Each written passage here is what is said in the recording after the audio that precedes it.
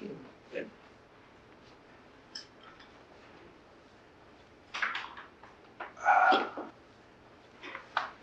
What brings you here? Hi, madam. Actually, Nakasabay ko lang po sa gate si Atty. Charlie. I was just passing by the area and saw this new cake shop. This is for you, madam. hindi ka na sana nag-abala. Mm. Mataas ang sugar ko lately. Pero mababa ang tolerance ko sa mga mahilig manuhol. Madam, hindi po ito suhol. This is just my simple way of expressing my gratitude dahil kinupkup niyo si Naina at Nonong.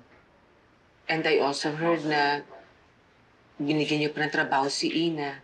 Kaya sobra-sobra ho ang pasasalamat ko sa inyo, madam. Well, I suppose sobra-sobra ng reward kay Ina. Bukod sa binigyan siya ng trabaho ni Ma'am Oriel, I just heard meron pa siyang free accommodation. No? Bakit, Charlie? Yes, ma'am. Natatakot ka ba na makatangkap si Ina ng higit pa kesa dyan sa akin? Is that why you came running here? Of course not, ma'am. May iba po talaga akong sadya dito. Well, regarding naman po dun sa pagtulong nyo kay Ina, to be honest, Ma'am Oriano, kampante po ako. Because I believe that you will never allow someone that you've just met to deceive and to take advantage of you. Marami talagang mga pagsamantala sa mundo. Pero sinisiguro ko sa'yo, si Ina ang isa sa pinakamapagkakatiwalaan sa mga nakilala ko.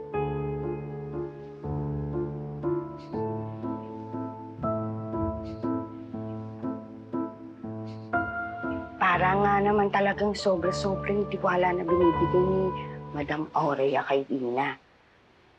Parang the highest levels na. Di mukha namang mabait si Ma'am Ina. Pero alalahanin mo, parang kaparehas lang natin siya. Parang tauhan lang din siya dito. Kaya dapat ang kinakampihan natin si Ma'am Joanna. Naririnig ko kayo Pwede ba? Huwag kayong makialam sa mga isyu ng amo natin. Respetuhin na lang natin kung ano man ang mga desisyon ni Madam. Pasok. Ano sabi mo? Wala po, Manang. Huwag na kayong jijinit ng ulo. Lakas makatsaka ng pes. Awarin mo pa, ma'am. Napakaswerte talaga ni Ina sa inyo, madam. Bakit? Dahil binigay ko sa kanya ang mga bagay na dapat ikaw ang nag-provide bilang stepmom niya?